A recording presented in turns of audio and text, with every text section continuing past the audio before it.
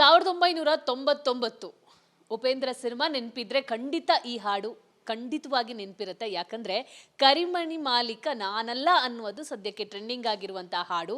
ಈ ಹಾಡಿಗೆ ಮ್ಯೂಸಿಕ್ ಕೊಟ್ಟವರು ಖ್ಯಾತ ಸಂಗೀತ ನಿರ್ದೇಶಕರಾಗಿರುವಂತಹ ಗುರುಕಿರಣ್ ಅವರು. ಅವರ ಸಂಗೀತದ ಬಗ್ಗೆ ಹೇಳಲೇಬೇಕಾಗಿಲ್ಲ. ಯಾಕಂದ್ರೆ ಅವರು ಹಾಡನ್ನು ಒಂದು ಮ್ಯೂಸಿಕ್ ಕಂಪೋಸ್ ಮಾಡ್ತಾರೆ ಅಂದ್ರೆ ಪಕ್ಕಾ ಅದು ಗೊತ್ತೇ ಆಗತ್ತೆ. ಅಷ್ಟು ಒಂದು ಕಿವಿಗೆ ಇಂಪನ್ನ ನೀಡುವಂತಹ ಸಂಗೀತ ಅವರದ್ದು. ಸೊ ಮಾತಾಡೋಣ ಆ ಟ್ರೆಂಡಿಂಗ್ ಸಾಂಗ್ ಬಗ್ಗೆ, ಅವರ ಒಪಿನಿಯನ್ ಏನು ಅನ್ನೋದನ್ನ ಕೇಳೋಣ.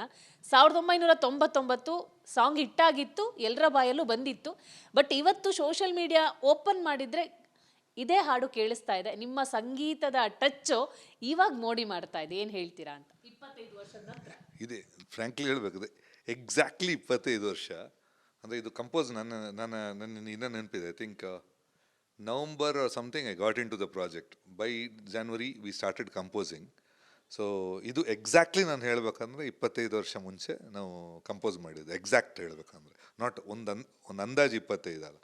ಸೊ ಇದು ಸಡನ್ ಬಂದಾಗ ನಮಗೂ ಆಶ್ಚರ್ಯ. ನಾನು ಸ್ಟಾರ್ಟಿಂಗ್ ನೋಡಿದೆ ಓಕೆ ಅಂತ. ಆಮೇಲೆ ನನಗೆ ಡೌಟ್ ಆಯ್ತು, ಇಲ್ಲ ತುಂಬ ಐ ಥಿಂಕ್ ಹೊಸ ಹುಡುಗರು ಇದನ್ನು ಕೇಳಿಲ್ಲ ಕಾಣುತ್ತೆ. ಯಾಕಂದರೆ ಇದರಲ್ಲಿ ಎಲ್ಲ ಸಾಂಗ್ ಹಿಟ್ಟು. ಉಪೇಂದ್ರದಲ್ಲಿ ಬರೀ ಓಡುವಾಗಲಿ, ಮಸ್ತ್ 2008 ಎಲ್ಲ ಆಲ್ಮೋಸ್ಟ್ ಎವ್ರಿಥಿಂಗ್. ಇದು ಕೇಳಲಿಲ್ಲ ಅದಕ್ಕೆ ಅಂತ. ಆಮೇಲೆ ನೋಡ್ತಾ ನನಗೆ 4 days ಬ್ಯಾಕ್ ರಿಪೋರ್ಟ್ ಬಂದು ಯಾವುದೋ ಆಡಿಯೋದು ಹೈಯೆಸ್ಟ್ ವಾಚಸ್ ಟ್ರೆಂಡಿಂಗು. ನನಗೆ ಇದು ಬಂತು. ನಾನು ಪುನಃ ಹೌದಾ ಅಂತ ನೋಡ್ತಾ ಇದ್ದೆ. Actually it's overtaken some Hindi stuff also ಇಲ್ಲಿ ಲೋಕಲಲ್ಲಿ.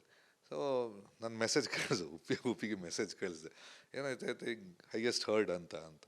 ಸೊ ನನಗೆ ಅದು ಹೌದಾ ಇಷ್ಟೊಂದು. ಬಟ್ ಈಗ ನೋಡಿದಾಗ ಎಲ್ಲ ಕಡೆಯಲ್ಲಿ ನಾನು ಹೇಳೋದು, ಆ ಇನ್ಸ್ಟಾ ಓಪನ್ ಮಾಡಿದರೆ I think about 60% of reels ಇದೊಂದು ಸಾಂಗ್ ಬರ್ತಾ ಇದೆ. ಒಂದು ಡೆಫಿನೆಟ್ ಆಗಿ ಖುಷಿ ಆಗುತ್ತೆ ನೀವು when your song is being appreciated. ನನ್ನ ಲೆಕ್ಕದಲ್ಲಿ ನಂದು ಹಾಡು ಇಷ್ಟಪಟ್ಟಾಗ ಜನ ನಾವು ಮಾಡೋದು ಅದಕ್ಕೆ ತಾನೇ ಖುಷಿ ಆಗುತ್ತೆ. ಸೊ 25 ವರ್ಷಕ್ಕೆ ಈ ಮಟ್ಟಿಗೆ ಅದನ್ನ ಜನ ನೆನಪಿಸ್ಕೊತಿದ್ದಾರೆ ಅಂದ್ರೆ ಆ ಮ್ಯೂಸಿಕ್ಕಿನ ಜಲಕ್ಕಷ್ಟು ಖುಷಿ ಕೊಟ್ಟಿತ್ತು ಪ್ರತಿಯೊಬ್ಬರಿಗೂ. ಸೊ ಇವಾಗ ಒಂದು ಹಾಡಿರೋ ಒಂದು ಚಿಕ್ಕ ಬಿಟ್ಟನ್ನ ನೀವು ಸೋಷಿಯಲ್ ಮೀಡಿಯಾದಲ್ಲಿ ಬಿಟ್ಟಿದ್ದೀರಾ. ಸೊ ವಿಸ್ತಾರ ನ್ಯೂಸ್ಗಾಗಿ ಒಂದು 2 ಲೈನ್ ಹಾಡೋದಾದ್ರೆ? ವಿಸ್ತಾರ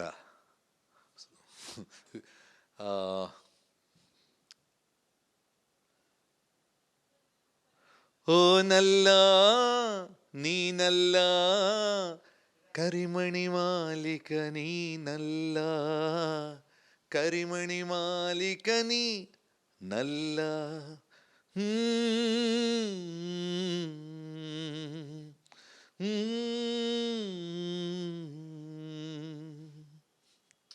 ನೈಸ್. ಉಪ್ಪಿ ಸರ್ ಅವರ ಸಾಹಿತ್ಯ, ನಿಮ್ಮ ಮ್ಯೂಸಿಕ್ ಮೋಡಿ ಮಾಡಿದೆ. ನೀವಿಬ್ರು ಕೂಡ ಫ್ರೆಂಡ್ಸ್, ಗೊತ್ತಿರೋ ಹಂಗೆ. ಏನೇ ಇದ್ರು ನೀವಿಬ್ರು ಕೂಡ ಶೇರ್ ಮಾಡ್ತೀರಾ, ನಿಮ್ಮ ಫ್ಯಾಮಿಲಿ ಮೆಂಬರ್ ಇದ್ದಂಗೆ. ಸೊ ಇದನ್ನ ನೀವು ಯಾವ ಥರ ಕಮ್ಯುನಿಕೇಟ್ ಮಾಡಿದ್ರಿ ಉಪ್ಪಿ ಸರ್ ಜೊತೆ? ಮಾತುಕತೆ ಹೆಂಗಾಯ್ತು ಈ ಹಾಡಿನ ಬಗ್ಗೆ? ಅವರು ನೋಡಿರ್ತಾರೆ ಸೋಷಿಯಲ್ ಮೀಡಿಯಾದಲ್ಲಿ. ಇಲ್ಲ, ಮಾತಾಡಿದ್ವಿ, ಇವತ್ತು ಮಾಡ್ತೀವಿ ಈ ಸಾಂಗ್ ಬಗ್ಗೆ. ಇವತ್ತು ಮಾತಾಡಿದ್ವಿ. ಮೊನ್ನೆ ಅದೇ ನಾನು ಮೆಸೇಜ್ ಮಾಡಿದೆ. ಆಮೇಲೆ ಅಲ್ಟಲ್ಲಿ ಜಾಸ್ತಿ ಡಿಫ್ರೆನ್ಸ್ ಅಂತ ಮಾಡಲ್ಲ. ಓಕೆ ಆಯಿತು. ಒಂದಷ್ಟು ಬೇರೆಯವ್ರು ಹೇಳ್ತಾರೆ ನಡು ಓಡ್ತಾ ಇದೆ, ಹೌದು, ಒಂಥರ ಖುಷಿ ಅಲ್ಲ. ಇವತ್ತು ಫೋನ್ ಮಾಡಿದ್ದು ನನಗೆ. ಆ್ಯಕ್ಚುಲಿ ನಿನ್ನೆ ಯಾವುದೋ ಇಂಟರ್ವ್ಯೂ ಹೇಳ್ತಾ ಇದೆ. ಅಂದರೆ ಬೇಸಿಕಲಿ ನನಗೊಂದಷ್ಟು ನೆನಪುಗಳು ಬಂತು. ಅಂದರೆ ಹಾಡು ಕೇಳಿದ ತಕ್ಷಣ ಇದು ನಾವು ಕಂಪೋಸ್ ಮಾಡಿದ್ದು, ರೆಕಾರ್ಡ್ ಮಾಡಿದ್ದು. ನನಗೆ ಅದೇ ಯಾವತ್ತು ಶಾಸ್ತ್ರಿ ತುಂಬಾ ನೆನಪಾಗ್ತಾಯಿದ್ರು. ಟೇಕಲ್ಲಿ ಶಾಸ್ತ್ರಿ ಇದ್ದರು, ಆಮೇಲೆ LN ಶಾಸ್ತ್ರಿ. ಸೊ ಒಂದಷ್ಟು ನೆನಪುಗಳು. ಒಂದು ಬೀಚ್ ಸೈಡಲ್ಲಿ ಇದನ್ನು ಕಂಪೋಸ್ ಮಾಡಿದ್ದು, ರಾತ್ರಿ ಕಂಪೋಸು. ಸೊ ಅದನ್ನು ಹೆಂಗೆ ನಾವು ಸೆಲೆಬ್ರೇಟ್ ಮಾಡಿದ್ವಿ. ಚರಣ ಒಂದು ಮಾಡಿ, ಇದು ಸೆಕೆಂಡ್ ಇನ್ನೊಮ್ಮೆ ಕಂಪೋಸ್ ಮಾಡಿದೆ. ಫಸ್ಟ್ ಮಾಡಿ ಆಮೇಲೆ ಇದಕ್ಕಿಂತ ಚೆನ್ನಾಗಿ ಮಾಡ್ಬೋದು ಅಂತ ಅನಿಸ್ತು. ಆಮೇಲೆ ಲಿರಿಕ್ ಬರೆಯುವಾಗ ಒಂದಷ್ಟು ಎಕ್ಸ್ಟ್ರಾ ಲೈನ್ಸ್, ಒಂದಷ್ಟು ಲೈನ್ಸ್ ಬರೆದಿದ್ವಿ.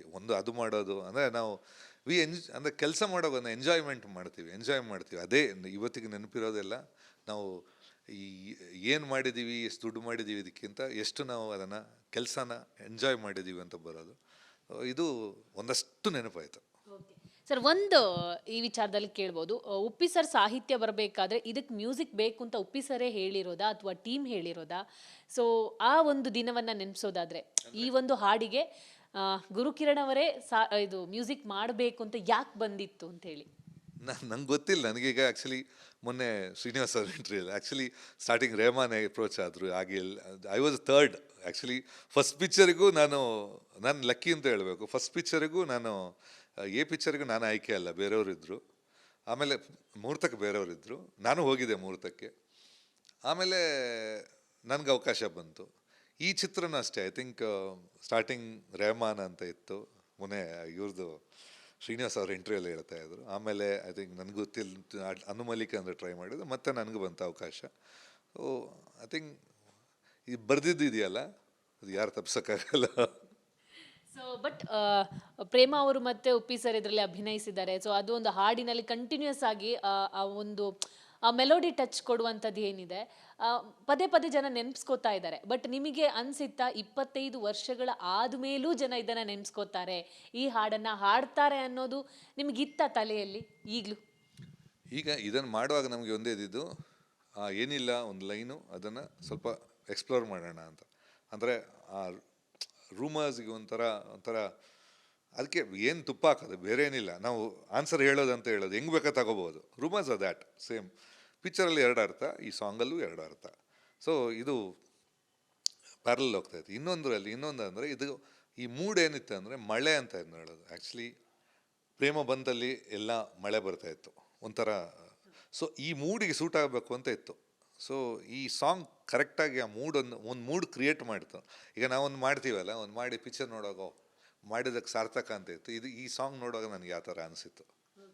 ಸರ್, ರೀಲ್ಸನ್ನು ನೀವು ಗಮನಿಸಿರ್ತೀರಾ ಅಂತ ನಾನು ಅಂದ್ಕೊಂಡಿದ್ದೀನಿ. ಈಗ 1-2-3 ಗಮನಿಸಿರ್ತೀರ, ಬಟ್ ತುಂಬ ಜನ, ಆಲ್ಮೋಸ್ಟ್ ಲಕ್ಷ ಜನ ಈ ಹಾಡಿಗೆ ರೀಲ್ಸ್ ಮಾಡಿದ್ದಾರೆ. ಸೊ ಈ ರೀಲ್ಸನ್ನೆಲ್ಲ ನೋಡಬೇಕಿದ್ರೆ ಏನು ನೆನಪಾಗುತ್ತೆ ಸರ್ ಹಾಡಿದ್ದು? ಯಾವ ಬಿಟ್ಟು ನೆನಪಾಗುತ್ತೆ ನಿಮಗೆ ಜಾಸ್ತಿ?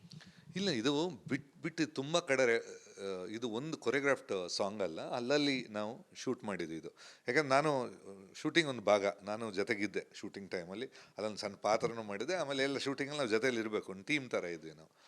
ಸೊ ಇದರಲ್ಲಿ ಒಂದಷ್ಟು ನಾವು ಎಲ್ಲೆಲ್ಲಿ ಹೋದಲ್ಲಿ ಒಂದು ಸ್ವಲ್ಪ ಗ್ಯಾಪ್ ಸಿಕ್ಕಿದ್ರೆ, ಇದನ್ನು ಈ ಸಾಂಗ್ ಎಲ್ಲ ಶೂಟ್ ಮಾಡಿದ್ದು ಒಂದು ಸ್ಟ್ರೆಚಲ್ಲೆಲ್ಲ ಮಾಡಿಲ್ಲ. ಎಲ್ಲೆಲ್ಲಿ ಹೋಗಿ ಒಂದೊಂದು ಲೊಕೇಶನಲ್ಲಿ ಒಂದೊಂದು ಥರ ಶೂಟ್ ಮಾಡ್ತಾರೆ, ಕೊರಿಯೋಗ್ರಾಫರ್ ಅಂತ ಏನಿರಲಿಲ್ಲ. ಸೊ ಇದರಲ್ಲಿ ಅಷ್ಟೇ ದ ಹೋಲ್ ಮಜಾ ಅಂದರೆ ಹೆಂಡ್ತಿನ ಯಾವ ಥರ ತೋರಿಸಿದ್ದಾರೆ ಅದು ಸ್ಪೆಷಲ್ ಇದರಲ್ಲಿ. ಹೆಂಡ್ತಿ ಏನು ಅಂತ, ಹೆಂಡ್ತಿ ಕೆಲಸ ಏನು, ವಾಟ್ ಎಕ್ಸ್ಪೆಕ್ಟೇಷನ್ ಏನು, ವಾಟ್ ಈಸ್ ದ ರಿಯಾಲಿಟಿ ಅಂತ ಅದನ್ನು ಸ್ವಲ್ಪ ಡಾರ್ಕಾಗಿ ತೋರಿಸ್ತದೆ. ಅಂದರೆ ಸ್ಟ್ರೈಟ್ ಒಂದು ಮುಖಕ್ಕೆ ರಾಚಿಸಂಗೆ. ಸೊ ನಮಗೆ ಆ ಟೈಮಲ್ಲಿ ಭಯ ಇತ್ತೇನೋ, ಹೆಂಗೆ ಹುಡುಗಿರು ಬಂದು ಪಿಕ್ಚರ್ ನೋಡ್ತಾರಾ, ಹರ್ಟ್ ಆಗ್ತಾರಾ ಅನ್ನೋ ಭಯ ಇತ್ತು. ಬಟ್ ತುಂಬ ಜನರು ಅದನ್ನು ಇಷ್ಟಪಟ್ಟರು, ಕಾರಣ ಸತ್ಯ ಅದು ಅಂತ, ಅದೇ ದಟ್ ಈಸ್ ರಿಯಾಲಿಟಿ ಅಂತ. ಈಗ ನಾವು ಅಷ್ಟೇ ಆ ಏಜಲ್ಲಿ ನಮ್ಮದು ಥಿಂಕಿಂಗ್ ಒಂಥರ ಇರುತ್ತೆ, ಈಗ ಬೇರೆ ಥರ ಇರುತ್ತೆ.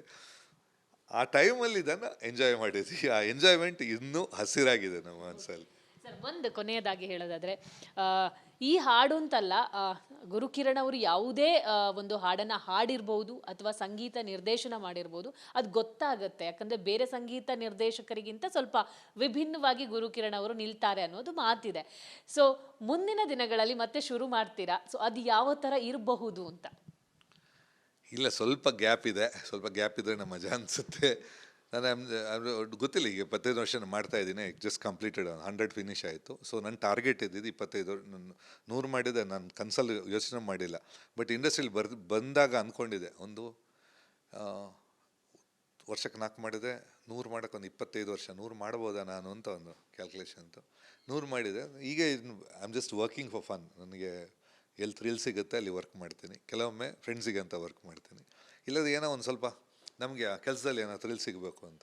ಸೊ ಈಗ ಮುಂಚಿನ ಕಾಂಪಿಟೇಷನ್ ಜಾಸ್ತಿ ಇದೆ. ಅಫ್ಕೋರ್ಸ್ ಲೋಡ್ಸ್ ಆಫ್ ಮೂವೀಸ್, ವಾರಕ್ಕೆ ಒಂದು 4-5 ಪಿಕ್ಚರ್ ಬಿಡ್ತಾ ಇದೆ. ಸೊ ಐ ಥಿಂಕ್ ಪಿಕ್ಚರ್ಗೆ ಕೊಡೋ ಇಂಪಾರ್ಟೆನ್ಸ್ ಮುಂಚಿನ ಥರ ಜನ ಸ್ವಲ್ಪ ಕಮ್ಮಿ ಆಗಿದೆ ಅಂತ ನನಗೆ ಅನಿಸ್ತಾ ಇದೆ. ಯಾಕೆಂದರೆ ಇವತ್ತು politics is more entertaining than films.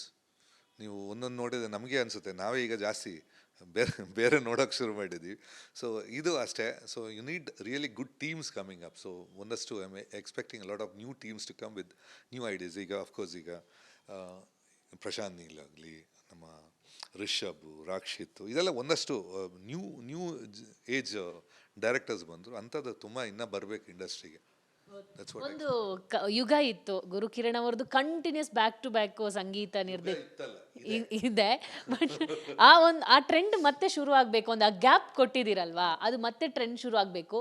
ಮತ್ತೆ ಅದೇ ಥರದ್ದು ಆ ಒಂದು ಜೋಶಿಂದ ಗುರುಕಿರಣ್ ಅವರು ಯಾವಾಗ ಬರ್ತಾರೆ, ಉಪ್ಪಿ ಜೊತೆ ಯಾವಾಗ ಕೈ ಜೋಡಿಸ್ತಾರೆ ಅಂತ? ಈಗ ಹಳೇದೊಂದು ಪಿಕ್ಚರ್ ರಿಲೀಸ್ ಇದೆ, ಸದ್ಯಕ್ಕಿಲ್ಲ, ಸದ್ಯಕ್ಕೆ ಯು ಪಿ ಅವ್ರ ಜೊತೆ ಬೇರೆ ಪಿಕ್ಚರ್ ಇಲ್ಲ. ಈಗ ಹಳೇದೊಂದು ರಿಲೀಸಿಗೆ ಪೆಂಡಿಂಗ್ ಇದೆ. ಆ್ಯಂಡ್ ಅಫ್ಕೋರ್ಸ್ ನಮ್ಮ ರೋಸಿ ಅಂತ ಇನ್ನೊಂದು ನಮ್ಮ ಶೂನ್ಯ ಅಂತ ಒಂದು ಪಿಕ್ಚರ್ ಮಾಡ್ತಾ ಇದ್ದಾರೆ. That's looks a little interesting. ಅದರಲ್ಲಿ ಒಂದು ವರ್ಕ್ ಮಾಡ್ತಾ ಇದ್ದೀನಿ. I think you can expect. Of course song ಮಾಡಿದ್ರೆ ನಾನು ಲೈಫಲ್ಲಿ ಕಾಂಪ್ರಮೈಸ್ ಮಾಡೇ ಇಲ್ಲ. ನಾನು ಎಷ್ಟು ನನ್ನಿಂದ ಎಷ್ಟಾಗತ್ತಾ ಪಿಕ್ಚರಿಗೆ ಕೊಡ್ತೀನಿ ನಾನು. ಕೊನೆಯದಾಗಿ ಈ ಹಾಡು ಸಂಗೀತ ನಿರ್ದೇಶನ ಬಿಟ್ಟು ನಿಮ್ಮ ಫ್ಯಾಮಿಲಿಯಲ್ಲಿ ಒಂದು ಕಹಿ ಘಟನೆ, ಸೊ ಒಂದು ಕಳ್ಳತನ ಆಗಿರುವಂಥ ಒಂದು ಸುದ್ದಿ ಬ್ರೇಕಿಂಗ್ ನ್ಯೂಸ್ ಆಗಿ ಬಂದಿತ್ತು. ಸೊ ಆ್ಯಕ್ಚುಲಿ ಅದು ಎಲ್ಲಿ ಬಂದು ನಿಂತು ಆ ಕಳ್ಳರು ಸಿಕ್ಕಿದ್ರಾ, ಏನಾಗಿತ್ತು ಅವತ್ತು ಅಂತ ಹೇಳಿ? ಇಲ್ಲ, ಅದು ನಾನು ಇರಲಿಲ್ಲ ಮನೇಲಿ, ನಾನು ಇರಲಿಲ್ಲ, ಊರಲ್ಲಿ ಇರಲಿಲ್ಲ. ಮನೆಯಲ್ಲಿ ನನ್ನ ಹೆಂಡತಿ ಮಕ್ಕಳು ಇರಲಿಲ್ಲ, ಅತ್ತೆ ಇದ್ದರು. ಸೊ ಅವರ ರೂಮಿಂದ ಆಗಿದೆ, ಔಟ್ಸೈಡಿಂದ ಅಲ್ಲ, ಒಳಗಿಂದನೇ ಒಳಗಿಂದ ಮಾಡಿದ್ದು. ಇನ್ನೂ ಗೊತ್ತಾಗಿಲ್ಲ ಯಾರು ಅಂತ ಗೊತ್ತಾಗಿಲ್ಲ. ಸೊ ಅದು ನೀವು ಹೇಳಿದ್ರಿ, ಆ ಹಣ ಆಗಿರ್ಬೋದು, ಒಂದಿಷ್ಟು ಅಮೌಂಟ್ ಏನಿತ್ತು ಅದು ಬೇರೆ ಕಾರ್ಯಕ್ಕೆ ಇಟ್ಟಿರುವಂಥದ್ದು ಅಂತೇಳಿ. ಸೊ ಆ ನೋವು ಹೆಂಗಿದೆ, ಅವ್ರ ತಾಯಿ ಏನಂದ್ರು, ಅತ್ತೆ ಏನಂದ್ರು? ಇಲ್ಲ, ಡೆಫಿನೆಟ್ ಆಗಿ ಯಾರಿಗೂ ಸ್ವಲ್ಪ ಕಳ್ಕೊಂಡಾಗ ಏನಷ್ಟು ಕಳ್ಕೊಳ್ಳೋ ನೋವಿಗಿಂತ ನಮಗೆ ಮೋಸ ಆಗಿದೆ ಅನ್ನೋದು ಇದನ್ನ ಜಾಸ್ತಿ ಆಗುತ್ತೆ. ಅಫ್ಕೋರ್ಸ್ ನೋವಿದೆ. ಅವರು ಅಂದರೆ ಯಾವುದೋ ದೇವ್ರ ಕಾರ್ಯಕ್ಕೆ ಇಟ್ಟಿದ್ದು ದುಡ್ಡು ಅಂತ. So I think she felt A little bad. Of course they recover nothing. ಯಾಕೆಂದರೆ ಬೇರೆ ಈಗ ಹೆಲ್ತ್ ಅಥವಾ ಬೇರೆ ಅಪ್ಸೆಟ್ ಆದರೆ ಡೆಫಿನೆಟ್ ಆಗಿ ಇನ್ನೂ ಜಾಸ್ತಿ ನೋವಾಗುತ್ತೆ. ಅಫ್ಕೋರ್ಸ್ ಇದು ನೋವು, ಪ್ರತಿಯೊಂದಕ್ಕೂ ನೋವು ಇದ್ದೇ ಇರುತ್ತೆ. ಒಂದು ಸ್ವಲ್ಪ ನೋವಾಗಿದೆ ಡೆಫಿನೆಟ್ ಆಗಿ. Okay, thank you sir. ಇನ್ನಷ್ಟು ಜೋಶ್ಫುಲ್ ಸಂಗೀತ ನಿರ್ದೇಶನ ಜೊತೆಗೆ ಹಾಡಿನ ಒಂದು ಮೋಡಿಗೆ ನಾವು ಕಾಯ್ತಾ ಇದ್ದೀವಿ. Thank you so much. ನೋಡಿದ್ರಲ್ಲ, ಕರಿಮಣಿ ಮಾಲೀಕ ನಾನಲ್ಲ ಅನ್ನುವಂತಹ ಒಂದು ಲಿರಿಕ್ಸ್ ಏನಿತ್ತು, ಅದಕ್ಕೆ ಮ್ಯೂಸಿಕ್ ಮಾಂತ್ರಿಕನಾಗಿ ಗಮನ ಸೆಳೆದಿರುವವರು ಗುರುಕಿರಣ್ ಅವರು. ಸೊ ಮೋಡಿ ಮಾಡಿದ್ರು, ಗಮನ ಸೆಳೆದಿದ್ರು, ಹಾಡು ಟ್ರೆಂಡ್ ಆಗಿದೆ, ರೀಲ್ಸ್ಗಳಲ್ಲಿ ಮೋಡಿ ಮಾಡ್ತಾ ಇದೆ. ಸೊ ಕ್ಯಾಮರಾ ಪರ್ಸನ್ ಸತೀಶ್ ಜೊತೆ ದೀಪಿಕಾ, ವಿಸ್ತಾರ ನ್ಯೂಸ್, ಬೆಂಗಳೂರು.